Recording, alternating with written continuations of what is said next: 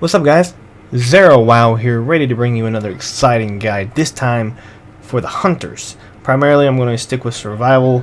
To me, it's what is the overwhelming favorite and by far the best tree as far as it's concerned to PvP.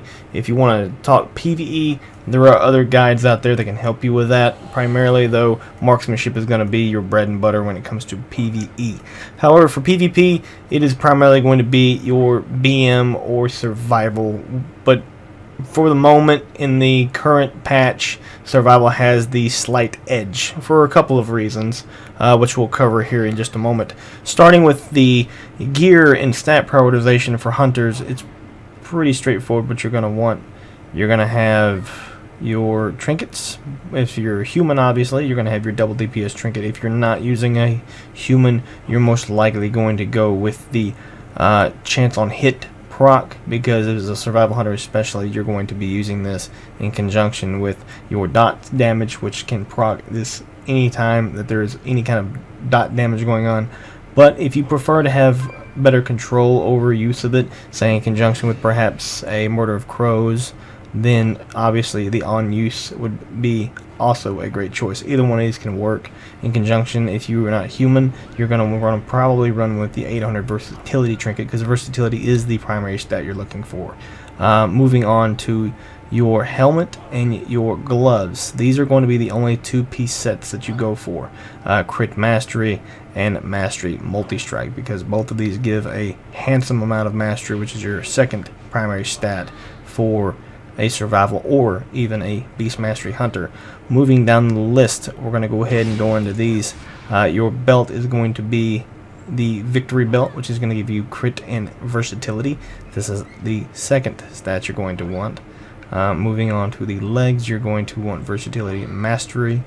Versatility mastery is the primary stat that you're also going to want for your legs. And then also moving right along with the theme here, versatility mastery for the boots.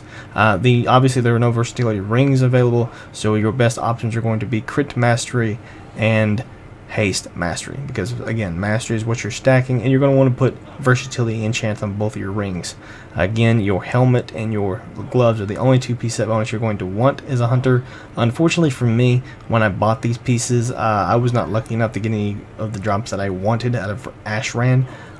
So I had to buy the 4-piece set bonuses, because whenever the patch first came out, when the season first began, we weren't able to purchase the versatility gear from the vendor. But now that we are, I was lucky enough to pick up a drop from Ashran tonight. It was the shoulders, and now all I have to do is spend my conquest this week to purchase the chest, and I will be able to replace my big pieces, and then all will be left for me is my bracers, and I will also have to replace my neck and back. But I will go ahead and show you the actual correct pieces to purchase, because I went ahead and purchased again the wrong pieces because I got too hasted, and I did it before I was able to realize and do some research and actually discovered that the pieces I bought were not quite the right stats I wanted.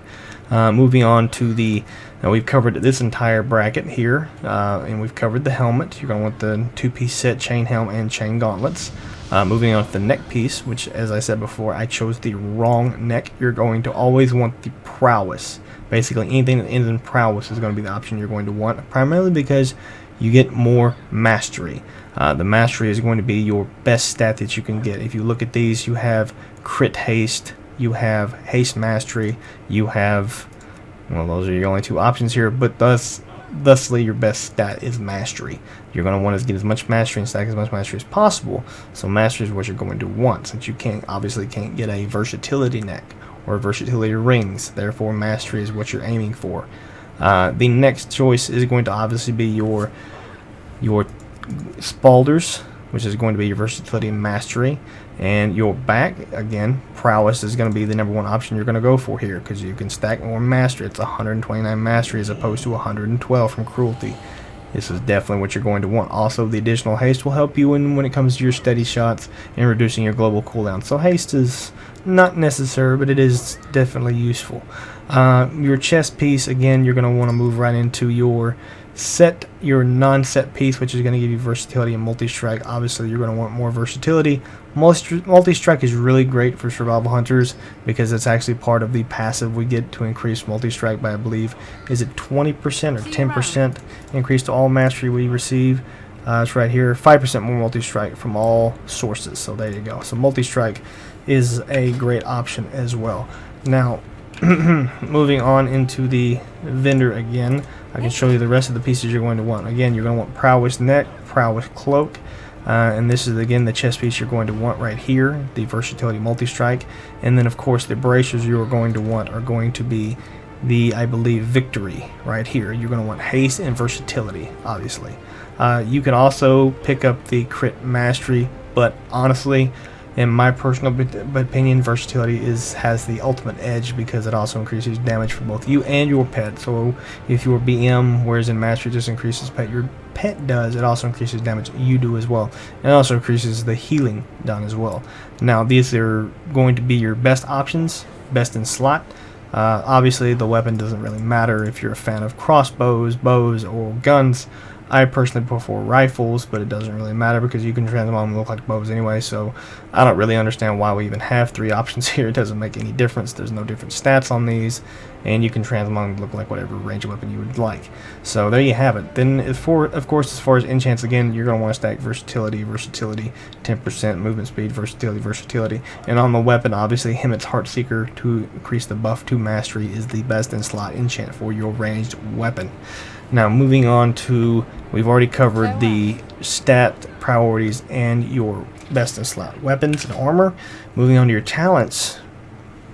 But before we do, quickly on the specializations, as we all know, Beast Mastery, you live and die with your pets. Marksmanship, you live and die with your rapid fire aim shot and Chimera shot. These are your bread and butter when it comes to marksmanship. It's probably the simplest rotation of all of them right now. Aim marksman no longer has arcane shot, so you basically use steady shot to regain focus. You use rapid fire off cooldown, and you get as many aim shots out as possible, and you basically utilize Chimera shot off cooldown as well. Beast Mastery, utilizing kill command off cooldown, using Cobra shot to build up focus. Basically, this right here, focus fire, becomes it's a judgment call for a BM hunter. You basically you don't want to waste a focus fire, so you want your pet to have increased frenzied attack, which will increase the attack speed of your pet. And then when you know for a fact you're going to have an opening to burst on the target, you want to use focus fire in conjunction with Bestial Wrath, especially. Otherwise, you're wasting your focus fire prot, and your pet won't be doing as much damage as it possibly could. Survival, however, you don't necessarily live or die with anything per se. Entrapment is going to be the ultimate advantage here as opposed to what the other trees give you.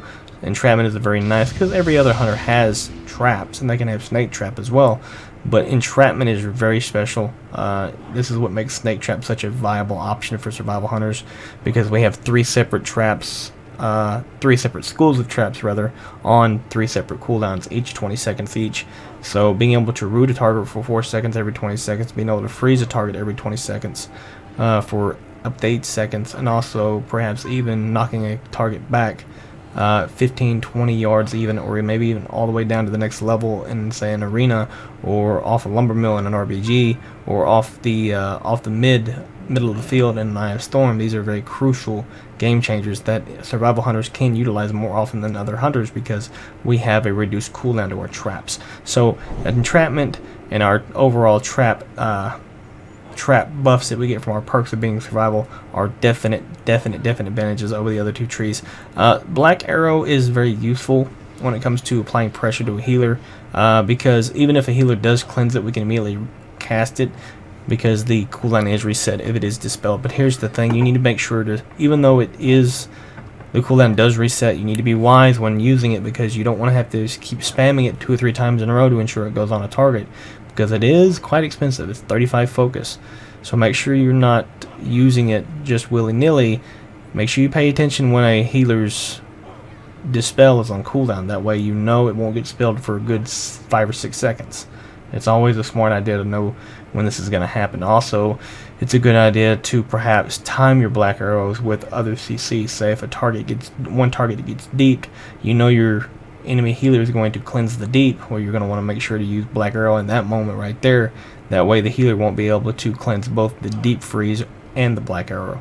Things of that nature are good things to keep in mind. Explosive shot is basically one of the primary abilities of a survival hunter when it comes to pressuring the healer.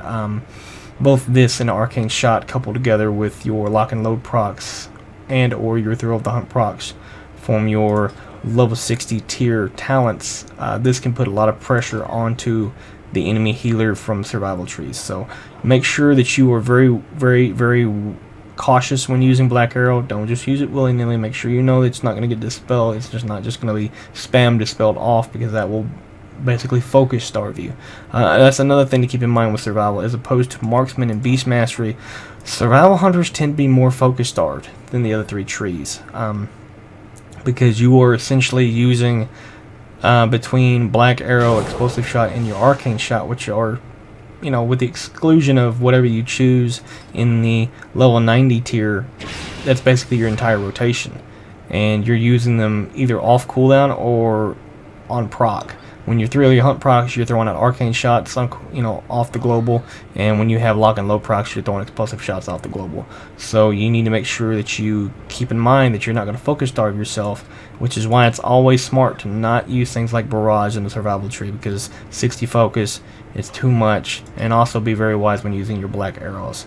Again, beast mastery, we all know you focus with the pets. Marksmanship, you're focusing long ranged attacks. Usually I see a lot of hunters in the BGs running a lone wolf when using marksmanship.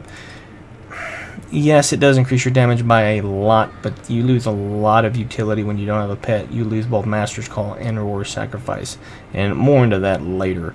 But as for now, marksmanship, primary PvE, beast mastery does work in PvP if it's played correctly, but usually the big takeaway when it comes to beast mastery is make sure that you're not putting all your eggs in one basket. Don't proc Bestial Wrath always with Murder of Crows and always with your DPS trinket. Make sure you're staggering your cooldowns, because one well-timed defensive and you're in a heap of trouble, because you live and die with your cooldowns when it comes to Beastmaster. So make sure you're being very smart with not only who you're using your cooldowns against, but also when and where, and also be very certain of when you're going to proc focus fire, because that additional attack power from your pet can make or break a fight against the casters especially.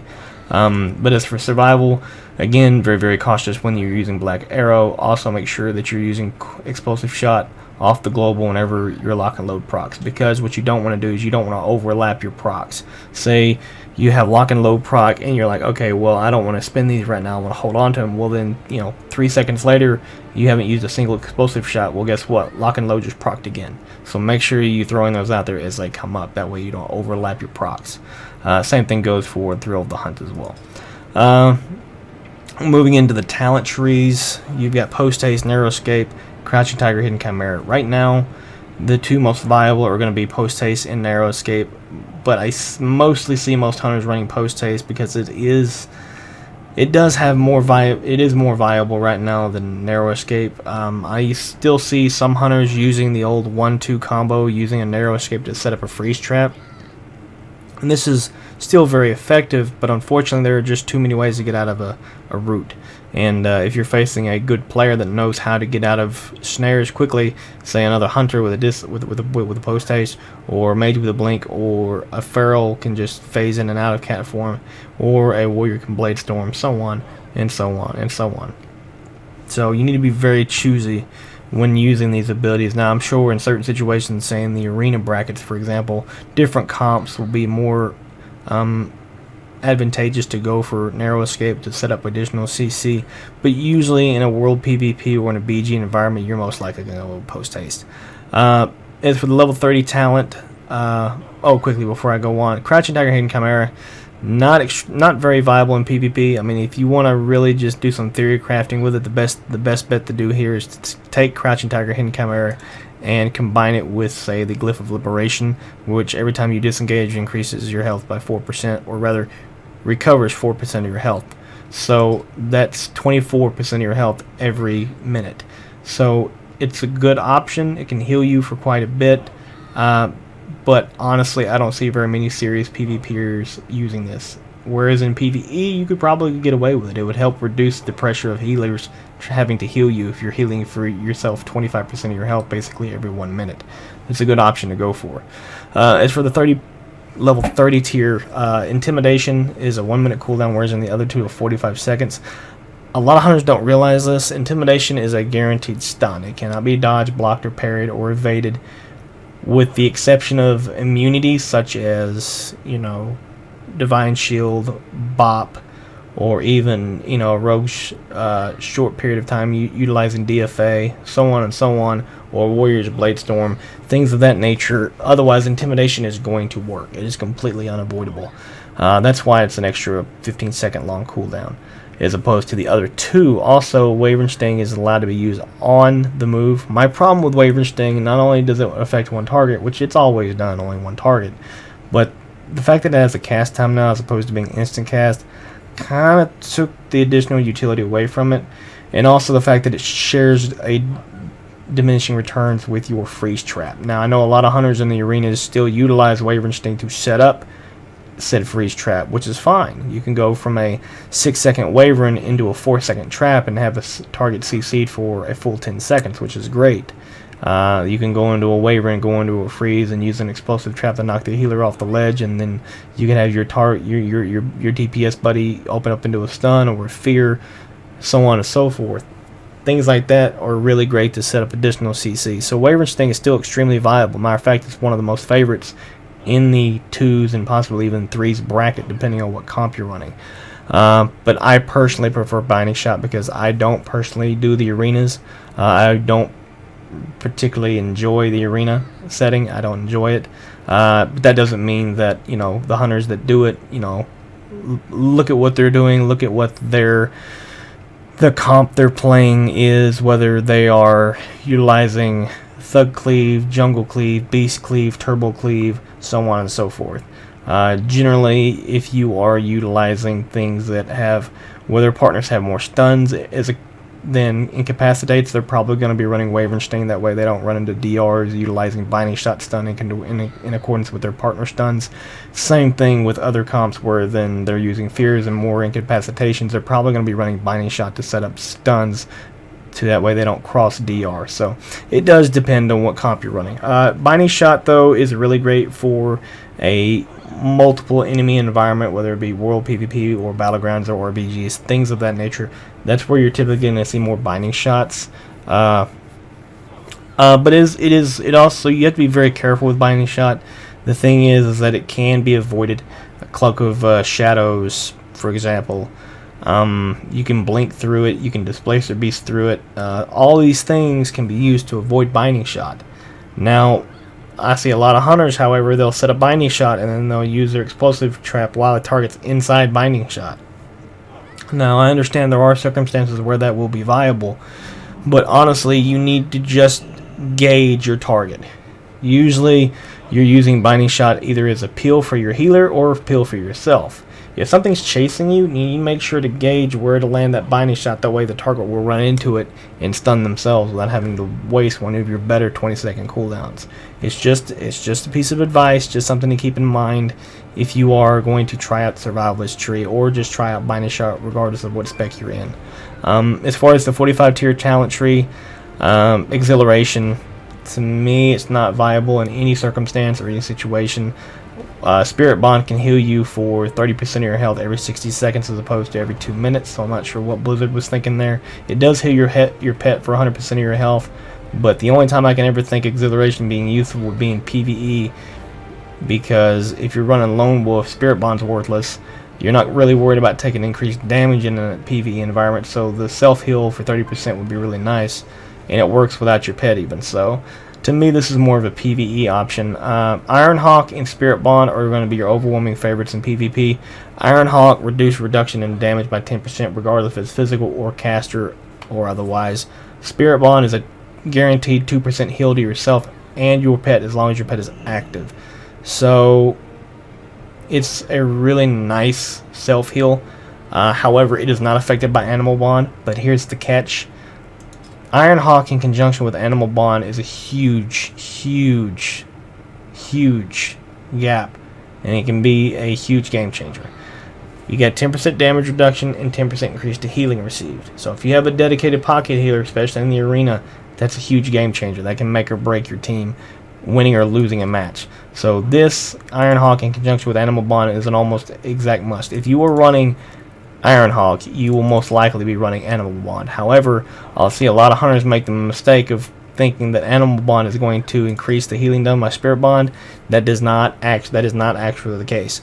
Animal Bond does not increase the healing done by Spirit Bond. I have tested this. I have done it. I've seen the numbers. It does not affect Spirit Bond at all. It doesn't. Animal Bond doesn't affect Spirit Bond. It doesn't affect the self healing from camouflage. And it doesn't affect the healing done by Chimera Shot. I've done the test, I've seen it done, and also Spirit Men that you get from your pet also is not affected by it, because these are all percentage based. Percentage based healings are not increased by Animal Bond. 2% of your health, 9% of your health from Chimera Shot. You get 30% of your health from Exhilaration, so on and so on and so on. So you get 3% of your health every second from Camouflage. These are not increased by Animal Bond. So you need to keep that in mind. Whereas if you're running Iron Hawk, which reduces all damage done to you by 10%, and also you get 10% from your dedicated healer, 10% more healing, that is a huge make or break option for you. But usually if you're running solo, if you're just having BGs for fun, or if you're doing RBGs and you're not always going to have a dedicated healer, say when you're guarding a base, Spirit Bond is going to be the overwhelming favorite to take. Steady Focus, Dire Beast, and Thrill of the Hunt. I see some hunters running Dire Beast. Almost no hunter that I've seen that seriously PvP is run Steady Focus, because you have to use Steady Focus. You have to, in order to keep the proc up, you have to use 2 steady shots or 2 Cobra shots in conjunction in order to make this proc happen. Unfortunately, that interferes with your rotation too much. You lose DPS, you lose precious time, and it's just not viable. Dire Beast, a lot of hunters use this. It does increase DPS, but here's the ticket on that. It only increases damage if the pet is attacking something, and you only get focus if the pet's attacking something. But the Spirit Beast can be rooted, snared, stunned, fear bombed, whatever, just like any other NPC out there. And you generally don't have a lot of control over what the Dire Beast does. Now, I've heard some hunters say, hey, I've seen the numbers, I've done the recount, it does more damage. I said, well, that's great and all, but what if you're fighting a player that knows that it's smart to keep that pet off of him because it gives you focus? So if he's smart, he'll CC the pet, whether it be a root, a snare, a stun, a slow, a fear, and get the pet off of him. You just wasted a 30-second cooldown.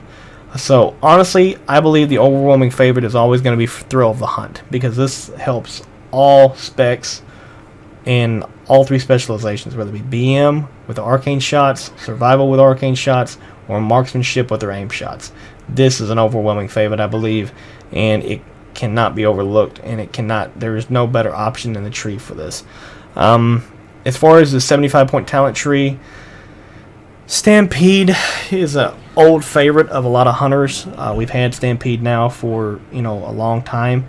It used to be the 51-point talent tree from years back, but essentially it's received a lot of nerfs, and right now 5-minute cooldown, although it does last 40 seconds. The pet's revival to CC, and it's a 5-minute cooldown, so that makes it kind of less viable. Usually most team fights are not going to last more than 40 seconds, and you certainly are not going to get very much efficiency out of it if it's a 5-minute cooldown. So that right there basically takes it completely out of the equation. Whereas in Blink Strikes and Murder of Crows, there's been a lot of discussion here amongst these two, amongst the class of the hunters lately. Personally, I like Blink Strikes. It brings a lot of utility to the hunter. Basically applies constant pressure to the healer, especially in an arena environment where your healer just cannot physically get away. Even if the pet gets CC'd, it's almost just in the blink of an eye, hence the name Blink Strikes, and the pet's right back on the healer. it's almost impossible to get away from, especially if you're BM. The additional 50% increase from damage from your pet's basic attacks, which are already going to do horrendous amount of damage as BM, another 50% increase to damage, and the pet's almost impossible to get away from. You stack that in conjunction with kill command, and that is going to absolutely wreck people's face. Unfortunately, almost every hunter I know runs a Murder of Crows, though. They just completely overlook blink strikes. Now, before I get into Murder of Crows, I'm going to go ahead and say this. I've actually done the numbers. I've seen them. I had a couple of people, separate people actually, run different recount counters for me on a target dummy. And what I figured out is in the span of about 120 seconds. Now, granted, Crows last 15 seconds, which means it has a 1 minute cooldown, so I was able to use it twice. Right? I was able to use it. A minute later, I use it again. Whereas in blink strikes, the pet and I were just constantly going. Rotation didn't change hardly at all, right? So here's the thing. What I came to realize is that the damage is dead even.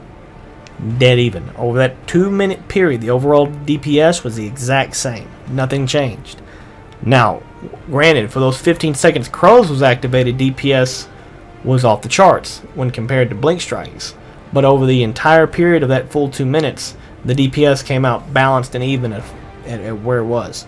So basically what you're looking at is a nice burst window with Murder of Crows, especially when used in conjunction with a DPS trinket on use. Is survival, which that's great because survival generally doesn't have a burst window per se.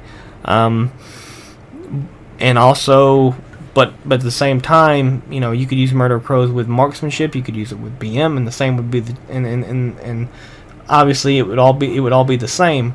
Blink strikes, however, you know, does the same amount of DPS over a long period of time, but it also causes constant pressure. So it basically just boils down to playstyle. Do you want to have the 1 minute window of burst that lasts 15-20 seconds, or would you rather have blink strikes, which constantly applies pressure to the healer? It basically just appeals to different types of play styles, and it's generally up to the hunter. Personally, I've come to like Murder of Crows because of the fact that we have double DPS trinkets as humans. That's why I race changed to human to try it out, and since I've done it, I've loved it. But who knows, when the expansion comes out and they nerf the human racial, they change it all together, and we go back to just having one trinket that does DPS, or maybe no trinkets at all. They've talked about this in the notes for the future expansion. I may go back to blink strikes because I did use it for a while when I was a dwarf, and it did me just as fine as Murder of Crows has done. So it just generally just boils down to your playstyle. Moving on to the level 90 tier, Barrage, 60 focus, man. 60 focus, and it's a 3-second channel on average. Here's the thing with it, though.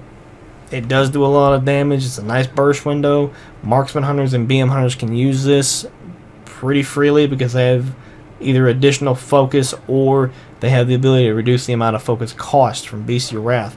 Whereas in Survival only has 100 focus, and we're generally focus starved anyway, so you definitely are not going to be able to squeeze Barrage into your rotation. It's not a good idea. Also, Barrage is hard to control. You're not really sure when a target's going to get hit by it, and you don't really have much say of like when you're going to have to stop casting that channel.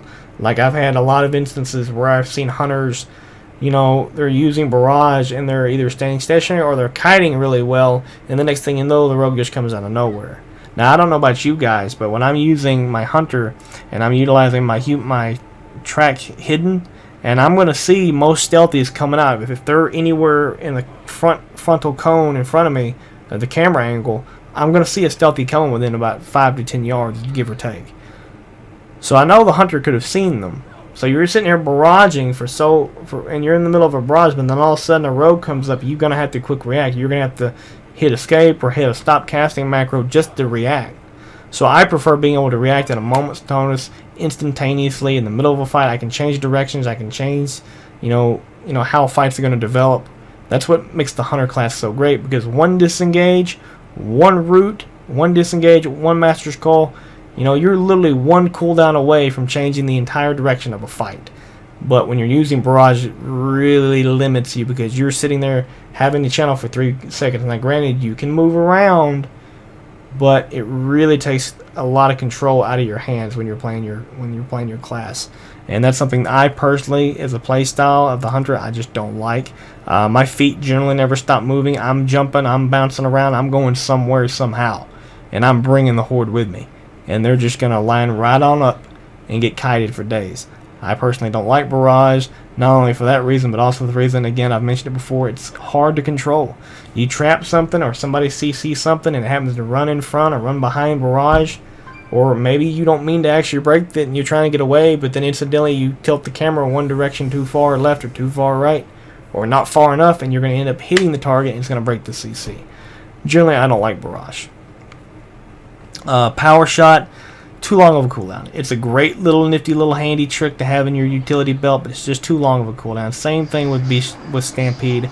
It's a 45-second cooldown. To me, that's too long for what it does. I mean, barrage itself, for as much damage as it does, is only 20-second cooldown. So power shot, that and the fact you have to sit still to cast it.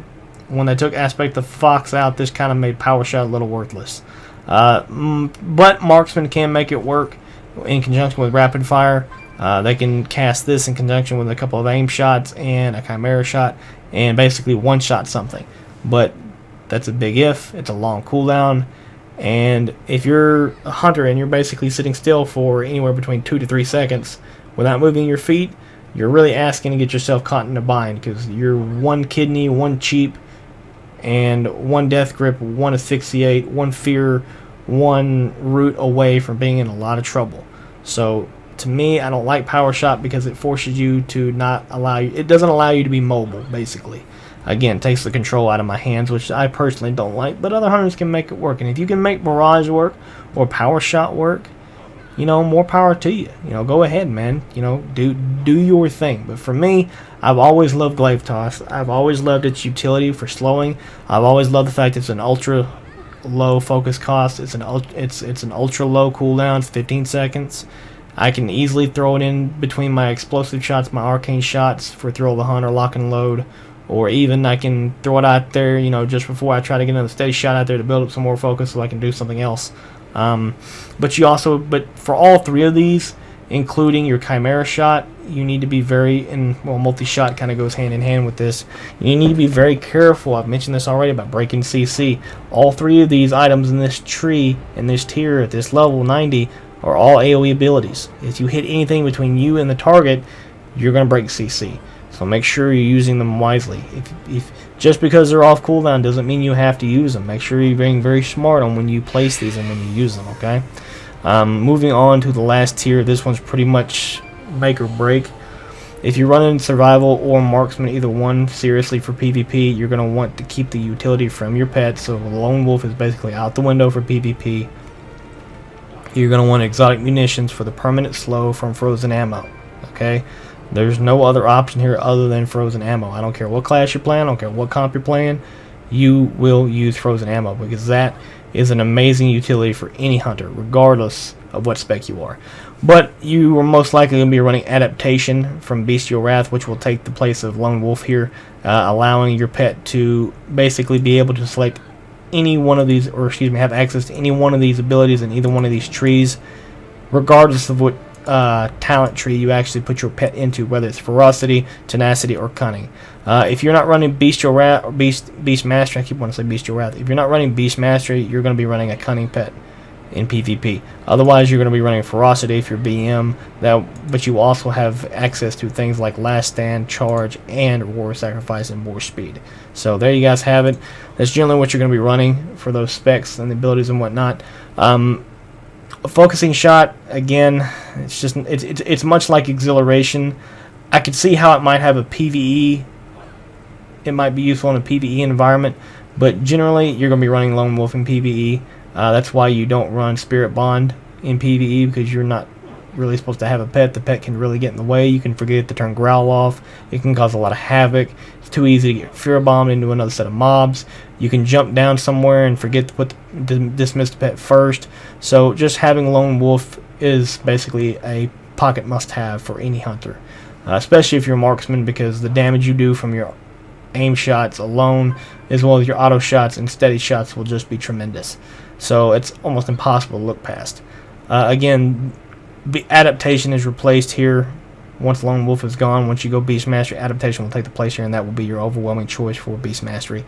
Focusing Shot, you can try it. Personally, it's not viable to me because you have to sit still again, much like Power Shot, and it does take 2.5 seconds on average to cast. So, not really, especially not viable in PvP. PvE, it might have its place, but generally most hunters in PvP are running marksmanship with Lone Wolf. And they're basically stacking whatever stat their party or raid does not have with Lone Wolf. Moving on to the glyphs here. Basically for survival, you're going to run your 3 traps.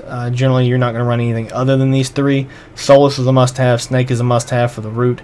Solace is a must-have because you're putting on dot damage as well as your party members may put dot damage. It's a guaranteed trap. It's not going to break, you know, by having a dot on and you didn't see it the first time. Explosive trap is a lot of give or take. Certain arenas, certain comps, certain BGs, it's not viable or as viable. I personally run it because I love having that kind of utility with my traps. I mean, these give me great utility for all 3 of my traps. But a lot of other hunters will run things like Animal Bond in conjunction with Ironhawk, as I mentioned before. So replacing Explosive Trap with Animal Bond is a great choice.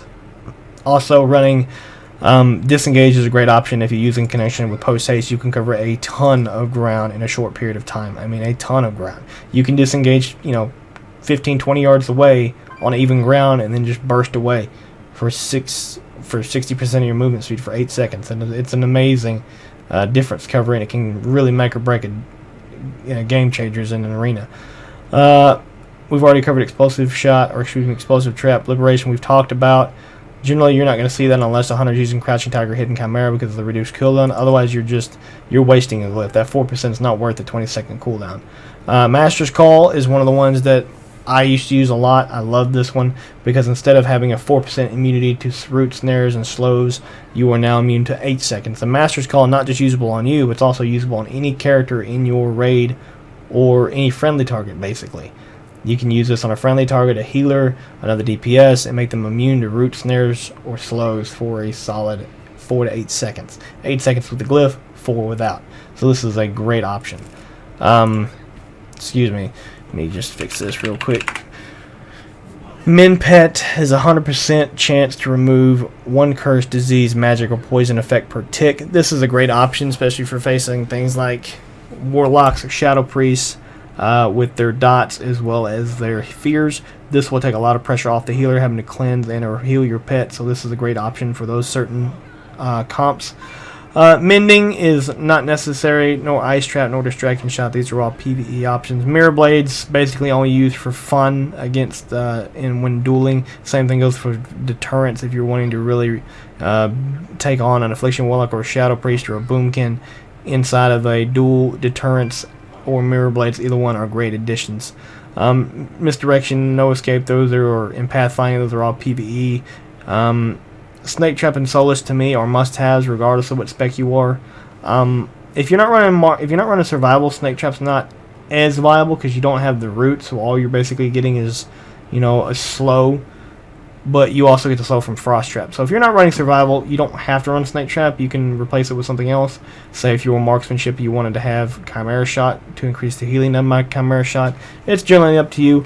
But the rest of these are not really viable. Enduring Deceit's nice. They're reduced damage by spells by 10%, but honestly, Camouflage I don't believe is doing exactly what Blizzard designed it to do, because they say it lasts 6 seconds in combat, but unfortunately if you get hit or you do any kind of damage, Camouflage won't disappear in 6 seconds, it will immediately disappear. So the Enduring Deceit buff does not work.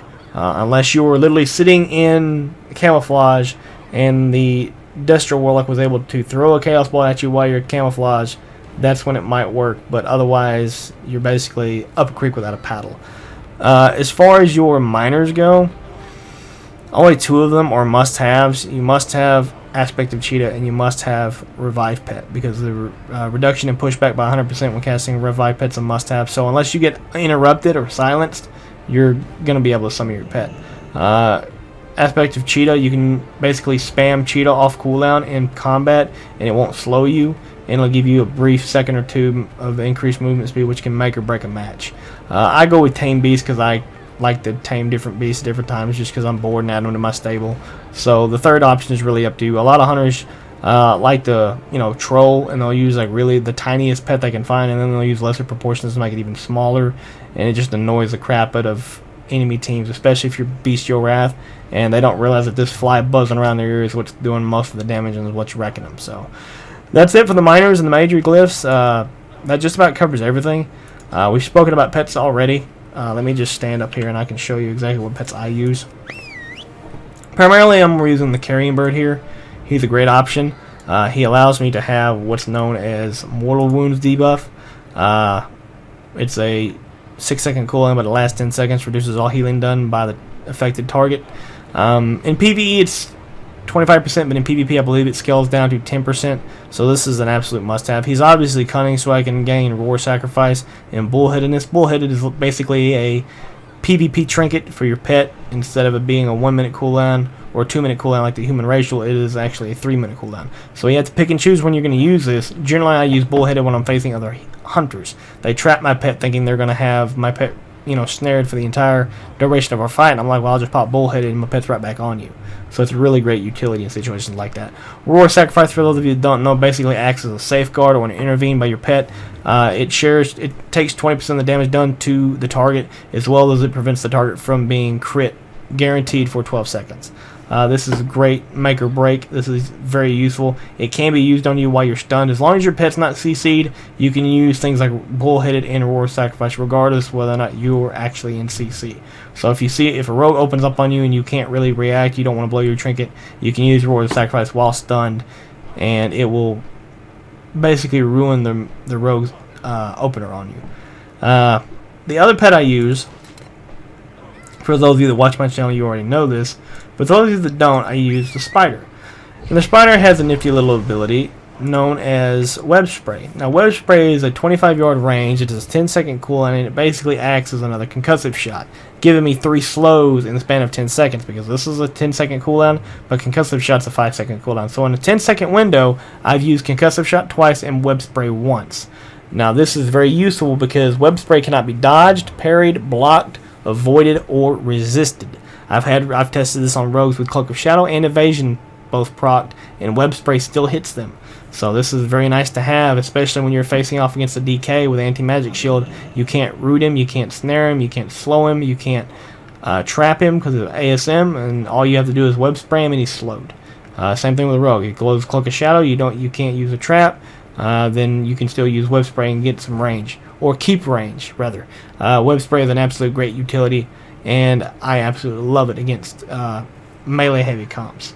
That does it for the pets. They're all cunning, of course, for Roar Sacrifice and Bullheaded. Now, again, if you're running BM, you're most likely to be running Ferocity for increased damage, Heart of the Phoenix, and you'll still receive Roar Sacrifice, Bullheaded, and Charge, I believe, and Last Stand, regardless of what you do, because you've taken this level 100 talent known as Adaptation if you're Bestial Wrath.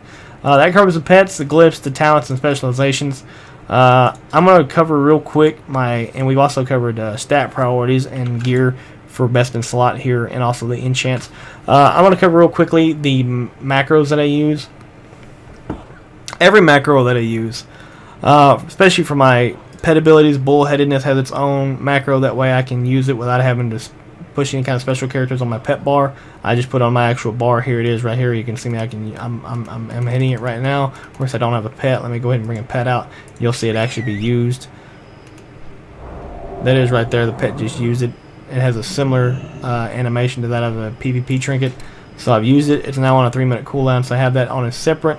I'll make a macro specifically for that so it can fit down here on one of my actual hotkeys instead of just on the pet bar. I do the same thing for Roar Sacrifice. Here's Roar Sacrifice right here. I have it set to a mouse over or app player, so I can use it. I can just hover my icon over one of my healers and just hit that, my hotkey, and I'll use Roar Sacrifice on him as well as myself.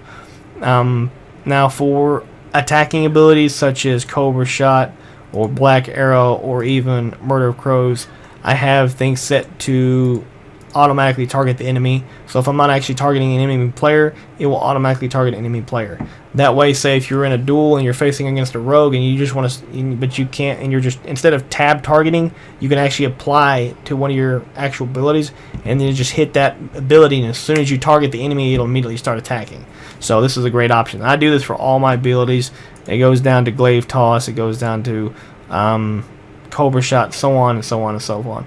But things like big time DPS macros, I set stop casting macros. That way, as soon as it comes on cooldown, if I know I need to blow something up, I'm immediately going to stop casting what I'm doing, and I'm going to just blow all my cooldowns. Whether it's I'm in a tourney game and I'm using the tournament trinket, or I'm using my actual live trinket, it's going to cast that and Mortar of Crows. Here I'm going to have my different explosive trap or freeze trap macros. This is used for trap launcher. All I have to do is just point, aim, and push my macro, and it's immediately going to use trap launcher in conjunction with freeze trap. It's all going to be used on the same macro. Same thing for snake trap, same thing for explosive trap. So, and I have 3 separate macros for each one of these because, for instance, this one right here will cancel trap launcher, and I'll immediately lay a trap at my feet. So if somebody gets on top of me, I can just knock them back. But word to the wise, I know a lot of hunters think this is really nifty shifty. Don't do that because you really need to gain a lot of practice using trap launcher. Because I was doing that and I was the absolute worst when it came to landing traps with trap launcher. So make sure you're actually using trap launcher at all times. It actually helps you, get better at it, get better at your aim, get better at your timing, and eventually you'll get to where you'll never have to cancel trap launcher ever.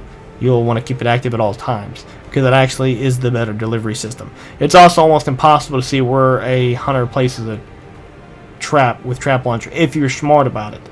Whereas otherwise, if I just do this, you're gonna see me lay a trap down, and you're gonna know, oh, I just put a trap there at my feet.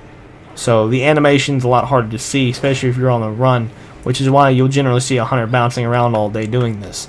Okay, so it's almost impossible to see the animation if you're jumping up and around. Now, another good stop casting macro I have is camouflage. Stop casting camouflage. Same thing for fiend death. If I'm in the middle of a fight and I'm just boom boom boom boom boom boom boom in the middle of a steady shot, all I gotta do is hit Shift C and I immediately fall to my death in a fiend death. So it's a great utility. It's a great nice stop casting macro. Explosive shot, same as glaive toss, black arrow, cobra shot. They're all target enemy or target enemy players. These are all great utilities, right? That's basically what every single one of these does. The other two that I have are stop casting is deterrence and disengage. You're basically going to want these 4 all stop casting. You're going to want fiend death, camouflage, deterrence, and disengage. That way, if you're in the middle of a cast or something, you're in the middle of a barrage, you're in the middle of a cobra shot, steady shot, aim shot, whatever have you, and you need to change the direction of the fight, or you need to throw up your shields or whatever to prepare yourself for a certain situation that's coming at you, you need to have these set to stop casting macros. So you don't even have to think twice about it. Next to that, the rest of these are my resto druids. Actually, I do have a aspect of the cheetah. Basically, once I cast aspect of cheetah, if I hit cheetah again, it won't actually deactivate. It'll just keep cheetah activated at all times. So I can basically spam that off cooldown without ever having fear of actually deactivating it unintentionally. And another couple of really good ones that I have. Here's my trank shot. Basically, it is set to mouse over or my current target, which is really nice. If I see the paladin, bop out of the corner of my eye, but he's not my actual current target, all I gotta do is mouse over, boom, trank shot, bops off. Another great option here is the counter shot option. You almost always want this to have either a mouse over or a target equals focus in the arenas.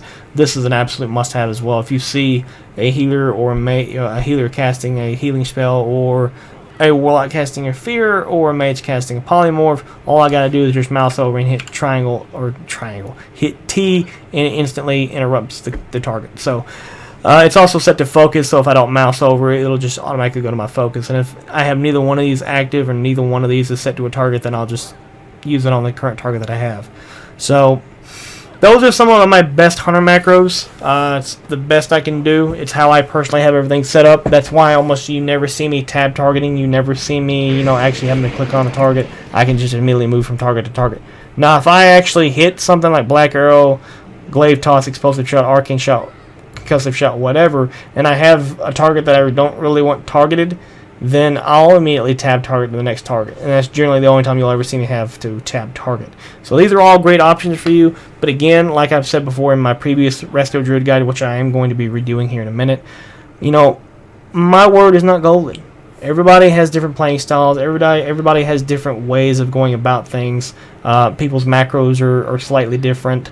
Some of you guys had posted in my previous video, my Resto Druid guide, your macros, and they were slightly different than mine, but not much different than mine. And some of you actually helped me come up with different ideas. And you made me kind of rethink the stat priorities, which I'll touch on later in another video. So this is it, guys. The stat priorities, best in slot, enchants, and so on and so on for the hunters, as well as talents, glyphs, and specializations, rotations, and also some very useful and helpful macros. I hope this helped, guys. If you have any questions, comments, concerns, just leave them in the comment section below.